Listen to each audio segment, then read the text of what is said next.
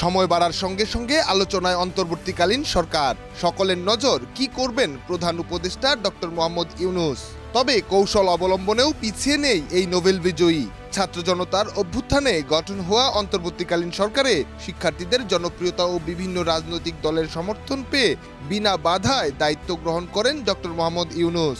কেউ না বুঝলেও আমরা আপনার প্রয়োজন বুঝি, আর তাই তো অত্যাধুনিক ফিচার সম্বলিত বিভিন্ন সাইজ আর কালারের 250-টিরও বেশি ডিজাইন অপশন নিয়ে ওয়ালটন স্মার্ট ফ্রিজ বোঝে আপনার প্রয়োজন।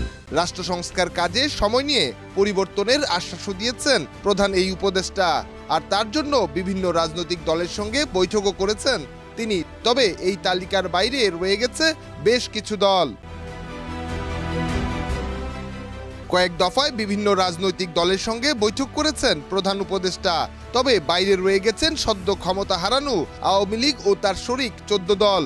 ডক্টর মোহাম্মদ ইউনূসের নোটবুকের বাইরে থাকা দলগুলোর মধ্যে রয়েছে JASAD, Bangladesh Samyabadi Dal, Bangladesh communist party, Ganatantri party, Bangladesh national Awami party, Bangladesh workers party, Zaker party, Bangladesh Tariqat federation, Bangladesh Khelafat Andolan, BNF, NDM, Trinamool BNP, Bangladesh Jatiyatabadi Andolan, Bangladesh supreme party সহ বেশ কিছু রাজনৈতিক দল।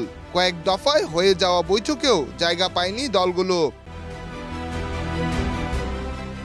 অন্যদিকে বাম গণতান্ত্রিক জোটের সঙ্গে কেবল একটি বৈঠকের আমন্ত্রণ জানিয়েছিলেন প্রধান উপদেষ্টা। এর বাইরে গুরুত্বপূর্ণ দুটি সভায় আমন্ত্রণ পায়নি বাম জোট। তবে সেদিকে তাকিয়ে নেই বলেও মন্তব্য করেন জোট সমন্বয়ক বজলুর রশিদ ফিরোজ। তিনি বলেন, অন্তর্বর্তীকালীন সরকারের অন্তরে নয়, আমরা জনগণের অন্তরে থাকতে চাই। এর বাইরে দৃশ্যমান তালিকায় ডক্টর মোহাম্মদ ইউনূসের সঙ্গে আলোচনায় বসেছে বিএনপি, জামায়াত ইসলাম, খেলাফত মজলিস, ইসলামী আন্দোলন সহ ইসলামিক দলগুলো। তবে সেই তালিকায় নেই আওয়ামী লীগের নাম। নিহার সরকার, অঙ্কুর, দেশ রূপান্তর।